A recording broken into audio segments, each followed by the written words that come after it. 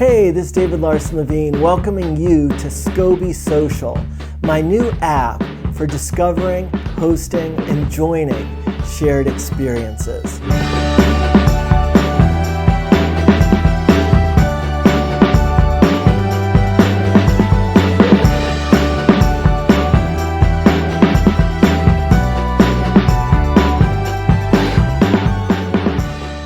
Shared experiences are live, real-time video sessions with up to 4 people on screen at a time and potentially thousands of viewers in the audience.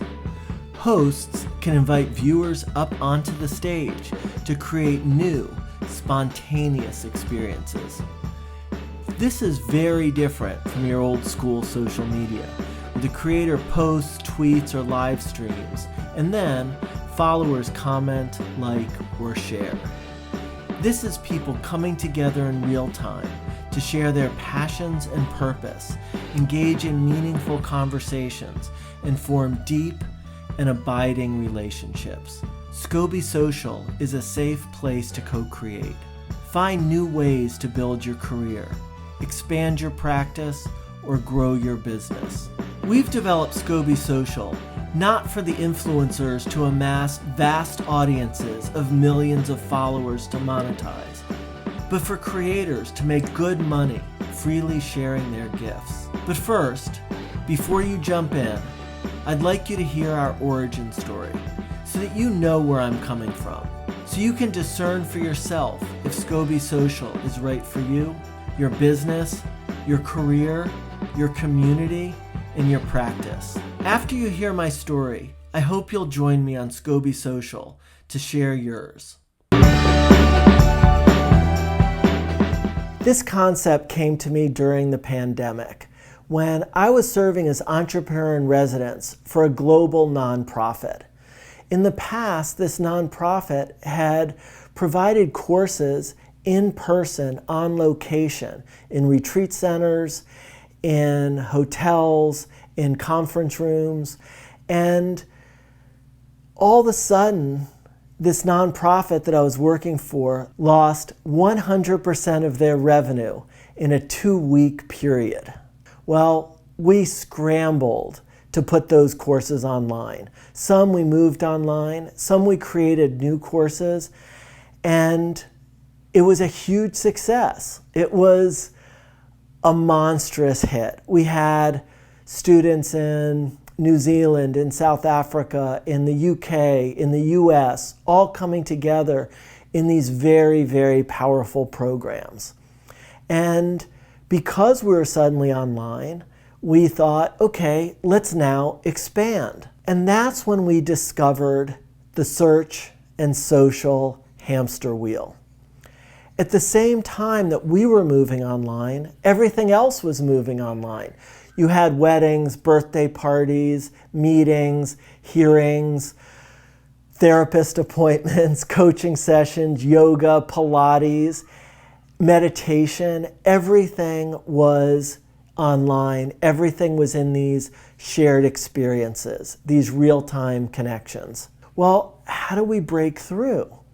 We tried everything. I took every course imaginable, from Frank Kern and Russell Brunson and Amy Portersfield, just learning everything I possibly could about marketing and selling online in this new direct-to-consumer universe, which the venture capitalists are calling the creator economy. It's what I call just the economy. What people do every day to be discovered online, to reach their dream clients and customers. So I found that this hamster wheel was being experienced by others, by educators, by coaches, by lawyers, by accountants, by plumbers, by electricians, anybody who was trying to reach an audience online. They were frustrated because the metrics were constantly changing.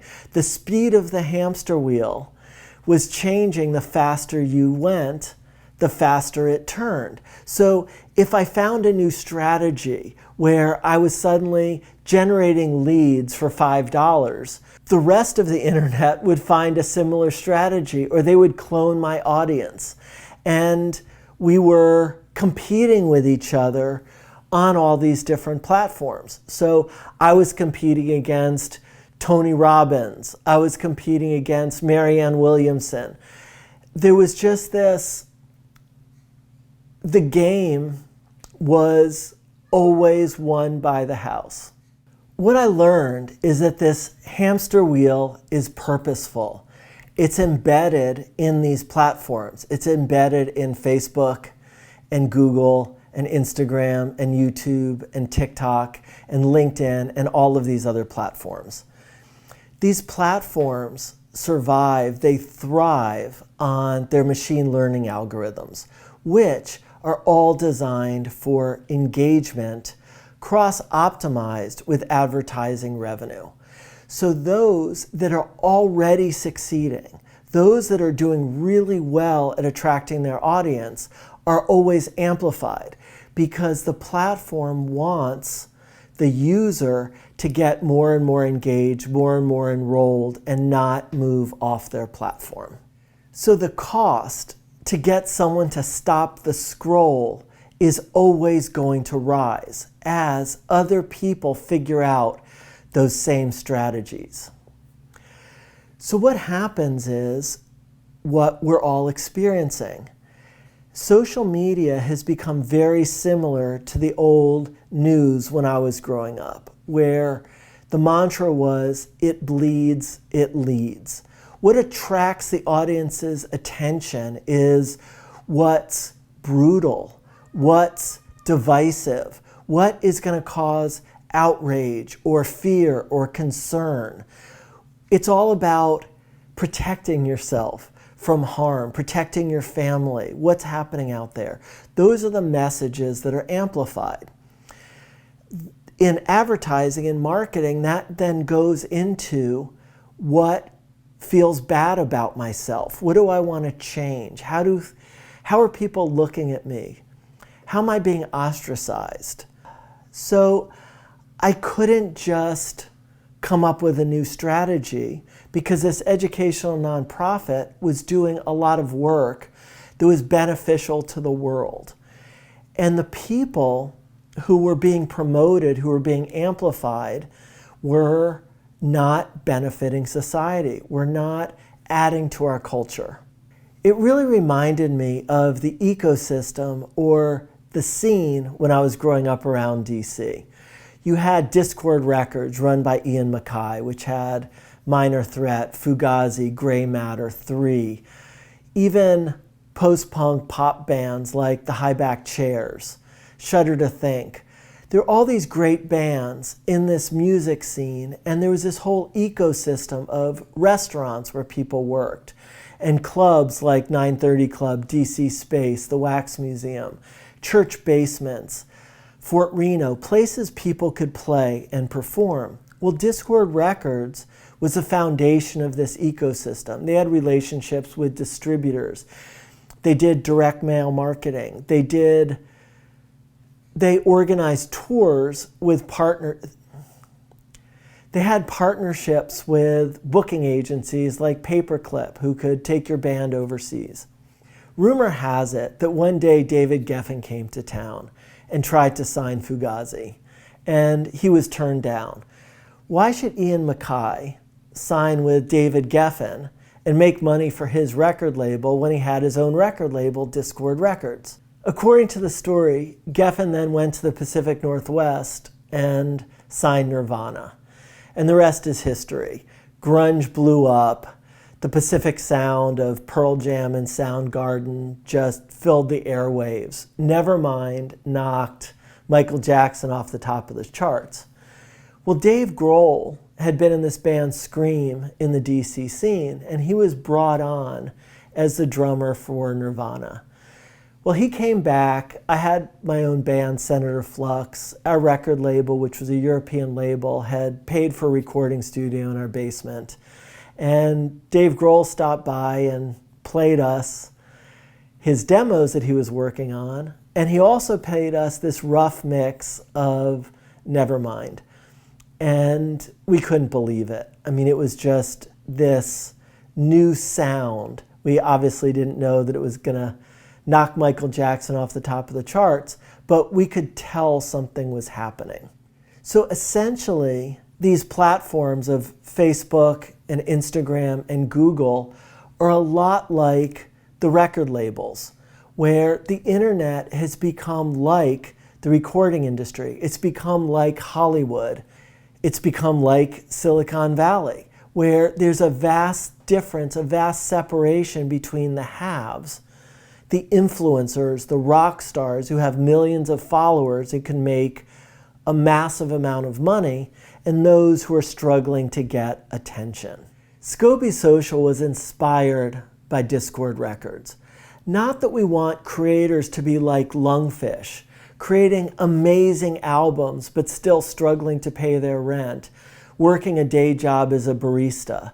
We want creators to be the Ian MacKays, who have both the record label and the band, to have their Fugazi, their Minor Threat, their Egg Hunt, their whatever projects they want to put forward, and they make good money. They make enough money that every creator has a sustainable lifestyle.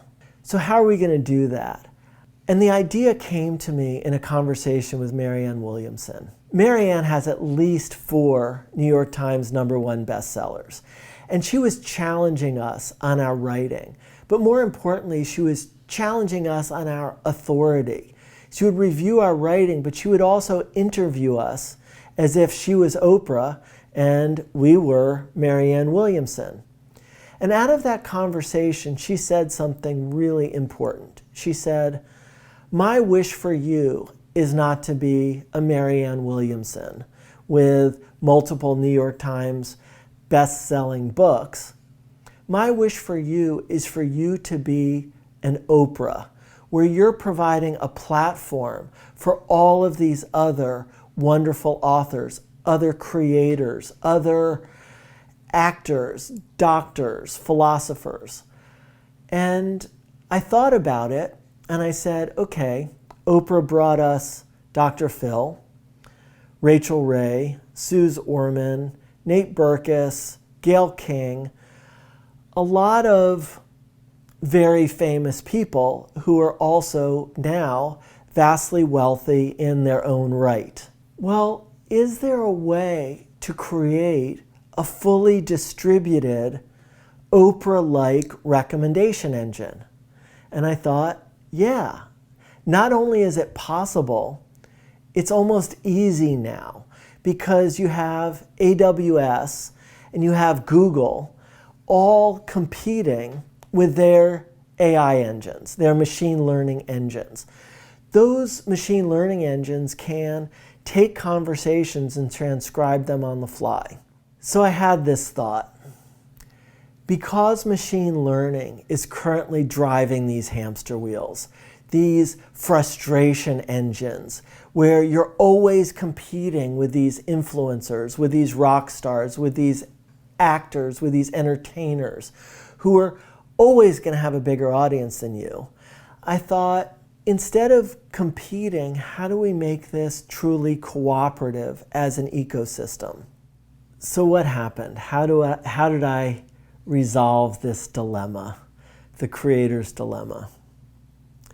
So what happened? How did I resolve this creator's dilemma? Well, it happened in 1991. I went down to North Carolina for the wedding of my college roommate and one of my closest friends. And at that wedding, another friend of mine said, "You really need to hang out on the Moo." Moo stood for Multi-User Object-Oriented Environment. Essentially, it was a MUD, or multi-user dungeon, which came from the online adventure games like Dungeons and Dragons. But it was object-oriented, meaning that programmers could build on what other people were developing. So I did log into the Moo when I got home, and my mind was blown. There are all of these crazy characters, Spatula and Eclipse and Autumn and Sick and Obvious. And they were creating these player classes where you could inherit all of their capabilities to transport yourself, to deliver messages through remote communications. And all of these powerful beings were then creating hot tubs and discos and Zen gardens, I Ching gardens. And they were also having conflict. My friend Julian DeBell wrote a book, My Tiny Life, which came from an article he wrote in the Village Voice, A Rape in Cyberspace. So this was a whole culture that was eventually covered in Wired, which was also curating our understanding of the internet at the time. Well, in a flash, it became clear to me. The internet was going to mediate all communications. There were going to be new works of art that we hadn't even dreamed of. I had this early web development company, Husky Labs, and my very first client was the U.S. Holocaust Memorial Museum. I had been working there on the construction crew, and I pitched the guy who is head of media resources on putting some of these resources on the internet, essentially setting up a website. And I wrote a paper about that called The Virtual Reconstruction of the U.S. Holocaust Memorial Museum. I submitted that to Robert Gallio, who had put together the first international conference of the World Wide Web at CERN Particle Physics Lab in Switzerland, where Tim Berners-Lee worked. And this has now become known as the Woodstock of the web. It was an amazing experience. And what was most inspiring about it was the setting of Geneva, Switzerland. The great director Peter Greenaway had an art exhibit that spanned the entire city called The Stairs. And you could walk up these stairs and see a view that he had picked out as the director of that experience. What was interesting about it was almost like gallows, just set throughout the city. So there I was, hanging out in cafes with some of my internet heroes, drinking beer, talking about the future of the internet, having arguments about VRML. I remember an argument I had with Mark Pesce, who was saying, if there's information over in Russia, you can go through virtual reality to Russia. And I said, well, that doesn't make any sense. That's what search engines are for. Type in the information. You want it delivered to you like a genie's bottle. And there's also a real importance for immersive reality. I mean, this is becoming significant, but it's not for searching. So what I came to understand is that we orient ourselves in space like we orient ourselves in cyberspace. And Peter Greenaway was curating our experience of the city, while Robert Gallio and Tim Berners-Lee were curating our experience of where the internet was moving. And it was up to us to introduce ourselves to Dave Raggett of HP if we wanted to have a conversation in 1994 about load balancing servers. So now this brings us forward to today. So now we're bringing forward the kind of internet that I thought we were going to get decades ago. But it took this amount of time for lots of reasons, not just technical development, but our culture had to evolve, had to emerge in a particular way. Those 2 decades, between September 11th, 2001, and January 6th, 2021, were truly formative for our culture. Technology played a huge role in that. Search, social, the filter bubbles, the divisiveness, the war on terror, which goes back to it bleeds, it leads. Creating a war on terror traumatized us. It put our entire society into a state of fear and reactivity, which created the Trump administration. It created reality TV that the Trump administration emerged from. So we're sitting in this culture that operates in a particular way. That period of time, my career between Husky Labs, my web development firm, and Scoby Social really followed and interwove with the changes that were happening in our society as a whole. In 1998, I founded a company called Ultraprise, which was a loan trading platform. It packaged loans from community banks and sold them up on Wall Street.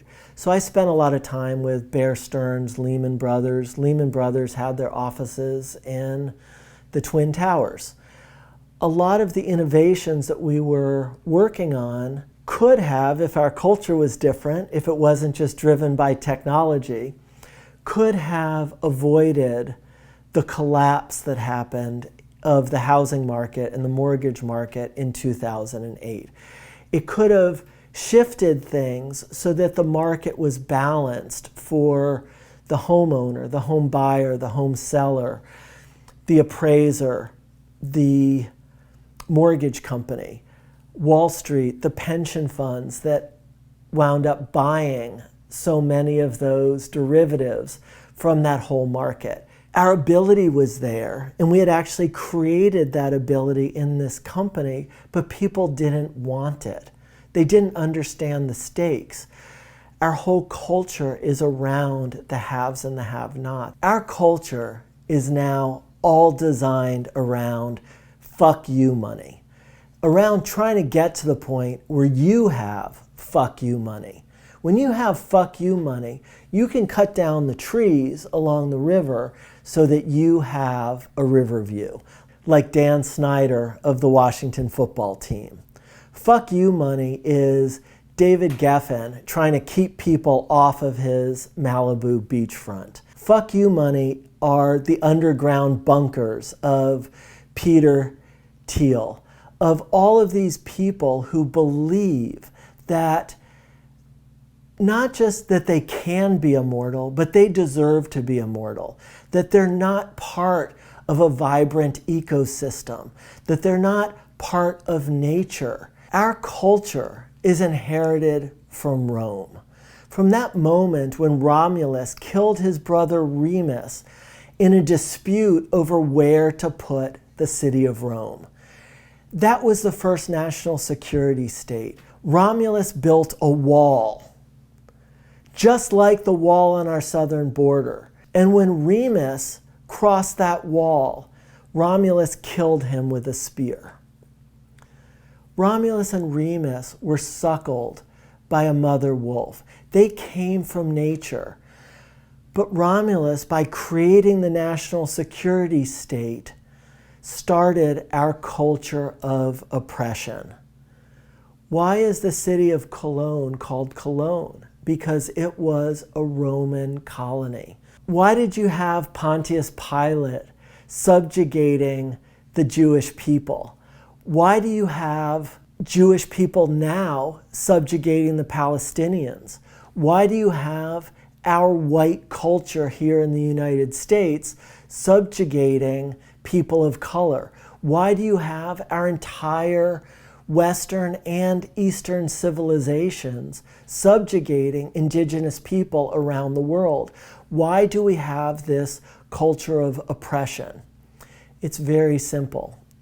It's because of fear. Fear is very important for humans as organisms. It's very important to move away from danger before we move towards nourishment or towards pleasure, because if we don't move away from danger, we don't have the opportunity for pleasure, for nourishment, for growth. There are 5 natural fears which map to the 5 real dangers that we face. One of those is the danger of natural disasters, meaning storms, floods, drowning, falling off a cliff, being struck by lightning. That is a rational fear. A fear of wild animals is a natural fear. The fear of other marauding tribes that can come and kill you is a natural fear. There's also a fear of disease or poison, which is a natural fear. The fifth natural fear of ostracism, of being banished, is gripping us today. It's very rare that you're going to fear wild animals over the course of a day. Over the course of the pandemic, we feared disease, but that was unusual this last year, that daily fear was there. What is omnipresent is the fear of being ostracized, which means the fear of being put down. As we were evolving, that fear was so important because if you were banished, you would most likely die. You couldn't survive without the tribe, without your community, without your extended family. Every time we get a notification on our phone, that natural fear of being ostracized triggers a response in our sympathetic nervous system. And we say, uh-oh, who's going to put me down? How have I failed? How have I failed myself? How have I failed others? Before we're even conscious of it, it just goes through our system. When we check that message, if it's supportive, if it's encouraging, if it's loving, we get our reward of endorphins, of serotonin, of dopamine. And we can exhale, we can relax. Well, as we talked about, machine learning is not pushing the rewards to us. It's pushing the fear, because that's what keeps us on the hamster wheel. So the more we get the adrenaline, the more we get the fear, the more we're gripped, the more we're engaged. If we're relaxed and we can put that down, we can actually be with our loved ones. We can be outside of this hamster wheel. They wouldn't make money. In 2001, when the planes hit the Twin Towers, I was with my company, Butterfly Net, which was based on fear culture, based in the video game industry, where you're almost always fighting for survival, whether it's a strategy game or a first-person shooter or a platformer. It's all about survival, and it's all about these natural fears. In 2004, I saw a very different possibility for culture. It was our 10th anniversary. My long-suffering wife, Monica, and I decided to leave our children with my parents and go on a vacation where we would never think, I really wish our children were here. We had 3 young children at the time, and we went first to the Esalen Institute and participated in this workshop called Soulcraft with Bill Plotkin, which had nature-based communications, it had withdrawing projections, it had self-directed ceremony. All of these practices, which were fundamentally shamanism, meaning they brought together nature and culture. They provided that liminal portal, that gateway, that threshold between nature and culture. Bhagavan Das was there, just chanting these beautiful hymns to Ganesha and the pantheon of the Hindu gods. Well, right after that experience, we hopped on the green tortoise and we made our way down to Burning Man. And there we had this experience of a culture that was not based around money, but based around art, based around creators. This was before the Silicon Valley glamping luxury parks when you really could, you just change clothes because there were clothes everywhere, and you could strip naked and put on a new costume and be a new person and ride a bicycle past these incredible Viking ships with Paul Oakenfold playing incredible music and neon dancers. And it was just one of those eye-opening experiences. But what was interesting to me about it was the creator economy, but it still cost money. It cost quite a bit of money. I think the tickets were $280 at that point, which was a lot of money to us in those days. And I thought back to the Rainbow Gathering, which I had attended in 1986 or so. I hitchhiked with my friend Eric Davis to central Pennsylvania somewhere and had a week-long experience that culminates on Independence Day with just the most loving prayers for a community. And of course, lots of psychedelics and drumming and dancing. Real ecstasy, real community. And the Rainbow Gathering had come about when veterans returned from Vietnam with all of their survival skills from the jungle, and they met up with the San Francisco hippies. And Burning Man came from similar rituals, but still more technological. They had left behind that 1960s culture. I had been a real student of Ken Kesey, the electric Kool-Aid acid test. I wanted to bring forward a culture that was like the Merry Pranksters, going back to the Moo and Pavel Curtis. So I took my experience in the Rainbow Gathering and I created my third company, which was a solar energy platform. We had patents around the world. We were on a multi-million-dollar a month revenue run rate. We had investment bankers who were going to be putting together a $40 million SEC qualified Reg A Plus offering.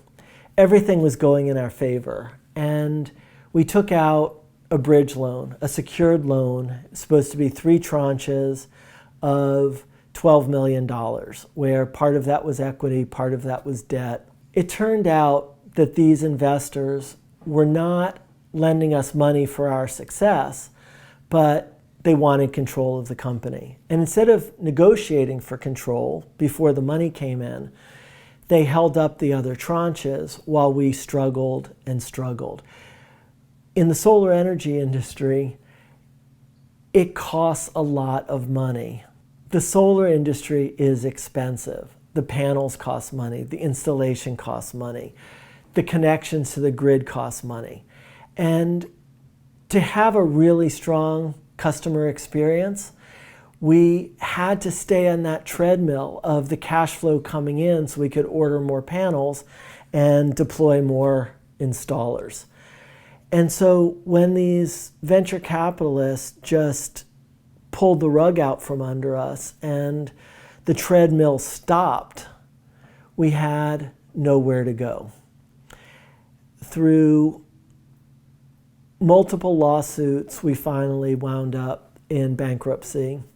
And because I had secured those loans personally, I had secured them against my personal properties. It put 3 of my companies into bankruptcy. One of the companies that went into bankruptcy was my blockchain company, which was all designed to create a cooperative environment for renewable energy projects and other essential infrastructure so that it could be owned by the citizens of those towns who were going to benefit, instead of being owned by the billionaires on Wall Street. I had all of these visions, I had all of these dreams, which were dashed by this collapse of these companies because of the financing. I read a post by the very renowned venture capitalist Steve Jurvetson, where he talked about a Wall Street Journal article that showed that entrepreneurs' neurology responded to mentions of their company in similar ways to mentions of their children. They care about their companies in a similar way to how they care about their children. When they hear about another company, their neurological response is similar to hearing about other people's children. It's not that you don't necessarily love them, but you don't have that same response, that same caring response, that same attachment. Well, what that meant to me was that this is a symptom of the cultural problem. We've actually reprogrammed ourselves to be selfish because we're not part of ecosystems anymore. It's about our children or about our companies. Well, losing my company, losing my 3 companies, a renewable energy company, a real estate company, and a blockchain company, and filing for bankruptcy personally, was me facing my ultimate fear, that fear of failure, that fear of being ostracized. I didn't just lose all my own money and my family's money. I lost a great deal of money from some of my best friends, some of my investors from previous companies. And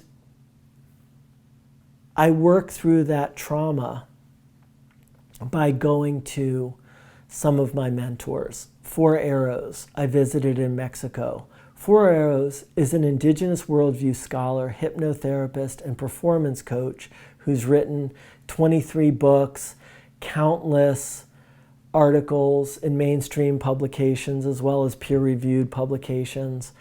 And he's a ceremonial leader in the Lakota tradition. So I visited him in Mexico, participated in ceremony, worked through my fear of failure, and found the answer. Together, we created a program called the Cat Fawn Intensive. CAT stands for Concentration Activated Transformation.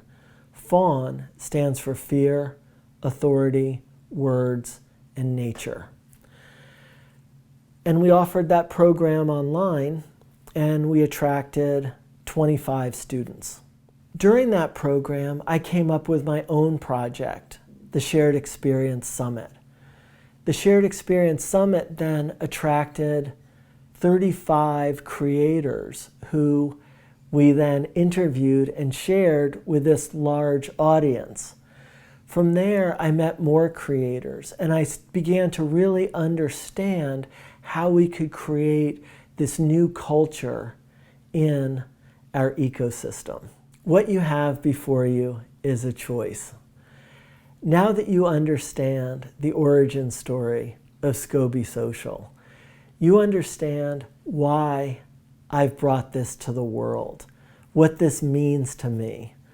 I hope you will make that choice to activate Scoby Social and co-create a new culture, a new civilization, a new ecosystem that's coextensive and co-creative with our global planetary environment. Many thanks for your interest in my story.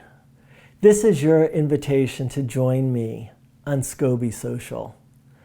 Let's co-create a new world together.